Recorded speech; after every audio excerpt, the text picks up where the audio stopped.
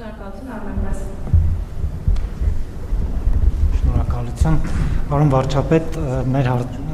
հարցազրույցների ընթացքում դուք նաև անդրադարձել եք հայկական ապրանքների եվրոպական չափանիշներին համապատասխանեցմանը։ Այսօր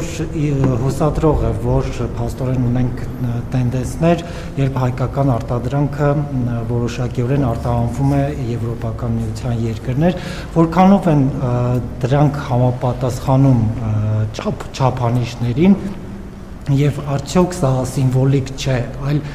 կարող է լինել շարունակական եւ գնալով ընդլայնվել։ Երկրորդ հարցս վերաբերում է գազի գնի թանկացման հավանականությանը, դա հավանական է համարում թե ոչ, եւ թանկանալու դեպքում ունենք համապատասխան ծրագրեր, միջոցառումներ այլընտրանքի առումով։ Գիտեք, ես կառավարության նիստում այսօր էլ անդրադարձա, որովհետեւ մենք 8 տարի անդադ խոսում ենք ստանդարտների մասին, ապրանքների արտադրության ստանդարտների մասին, եւ այն ընկերությունները, որոնք այս ընթացքում մեր աջակցության ծրագրերից օգտվել են, մեր խորհրդորներին, խնդրանքներին ականջալուր եղել են, իրանք խնդիր չեն ունենալու, որտեւ իսկապես անսահմանափակ շուկաներ կան, բայց մենք դա չի նշանակում, որ ԵԱՏՄ-ի հետ մեր գործերը բան ենք անում, ամփոփում ենք կամ փակում ենք, նախ ԵԱՏՄ-ի շուկաներ կան, որոնք մենք նորմալ մուտք մինչև այս պահ չենք ունեցել, ոչ թե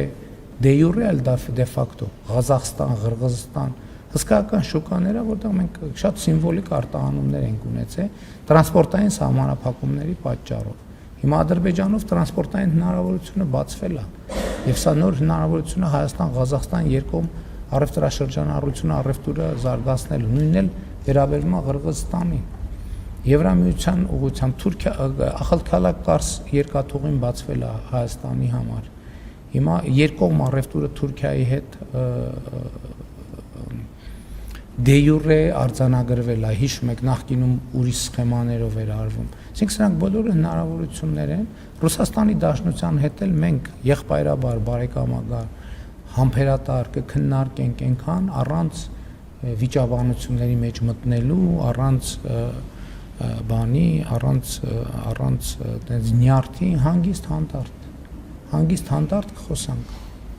կքննարկենք եւ կկարգավորենք այն հարցերը, որոնք պետք է կարգավորվեն։